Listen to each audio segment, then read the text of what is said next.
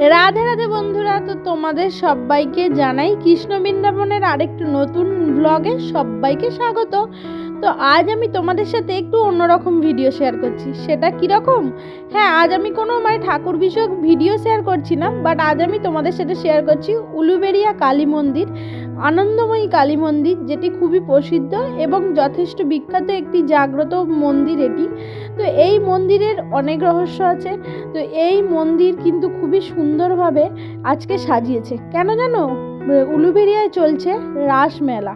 তো এই রাসমেলা কিন্তু উলুবেড়িয়ার অনেক অনেক জনপ্রিয়।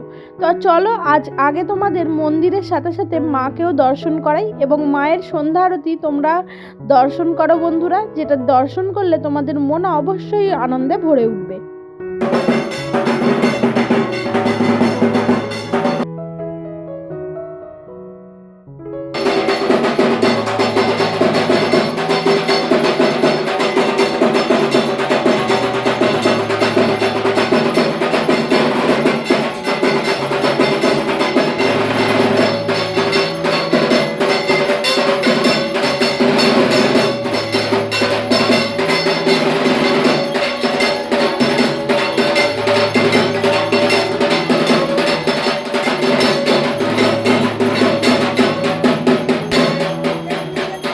বন্ধুরা, আমার এই চ্যানেলে যতজনই আছো তো প্রত্যেকেই জানি, প্রত্যেকেই ভক্ত, কারণ এই চ্যানেলটি তো আমার ঠাকুর বিষয়ক চ্যানেল। তো তোমরা যারা দেখো আমি জানি তোমরা প্রত্যেকেই ঈশ্বরকে ভালোবেসেই দেখো।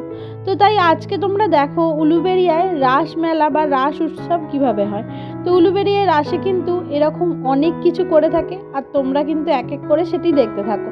যেমন গোপীদের বস্ত্রহরণ, এটা হচ্ছে নগর কীর্তন বা নগর ভিক্ষা, এরকম নানা রকম কিছু শ্রীকৃষ্ণের লীলা কথা বা লীলার যা সমস্ত কিছু এখানে তুলে ধরার চেষ্টা করা হয়েছে। এটি কিন্তু অপূর্ব একটি সুন্দর দৃশ্য, এটি চোখের সামনে দেখলে আরও সুন্দর লাগবে। এটা আশা করি বুঝতেই পারছো, এটা বাবা তারকনাথ। তো নানা রকমভাবে সুন্দরভাবে সুসজ্জিতভাবে এখানে কিন্তু এই রাসমেলা হয়, আর এর সাথে সাথে একটা বিরাট বড় মেলাও হয়। তো তোমরা কিন্তু যারা উলুবেড়িয়া আসতে চাও বা আসতে চাইছো, এবছর যদি আমি জানি না উঠে গেছে কিনা, এই ভিডিওটা বেশ কিছুদিন আগে করা, অবশ্যই আসতে পারো। অনেকেই আসে এখানে, খুবই সুন্দরভাবে এইগুলো সাজানো হয় এবং নানা রকমভাবে করা হয়। তো দেখো আমাদের তারামাকে, আমাদের রামপ্রসাদ বাবার যে বেড়া বাঁধা যে জিনিসটা, সেটা তুলে ধরার চেষ্টা করেছে এখানে। তাছাড়াও এখানে না এলে এর সৌন্দর্যটা মুখে বলে প্রকাশ করার মতো নয়। তো এত সুন্দরভাবে এখানে করে প্রত্যেক বছরই। প্রায় এটা নিয়ে আমি 2 বছর আসছি এখানে। এত সুন্দর লাগে, একই জিনিস বারবার কেন, শতবার দেখলেও খুবই সুন্দর লাগে।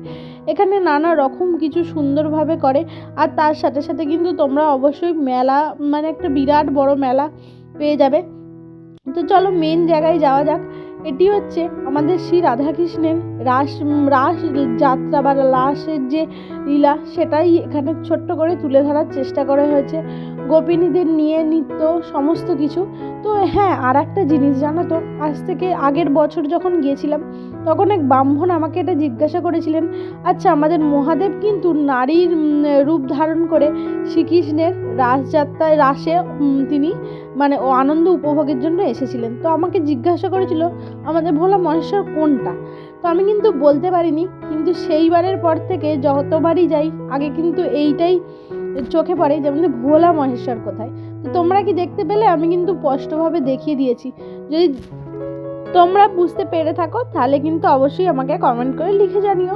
তো আর হ্যাঁ, আর একটা জিনিস বন্ধুরা, আমাকে একজন কমেন্ট করেছিলে তোমরা, যদি আমি কোনো কমেন্টের অ্যান্সার সেভাবে করতে চাই না, বাট এটা আমার জানার ইচ্ছে হলো খুবই, যে একজন বলে কমেন্ট করেছো, আমি দেখে শুধুমাত্র হাসছিলামই যে পাগল।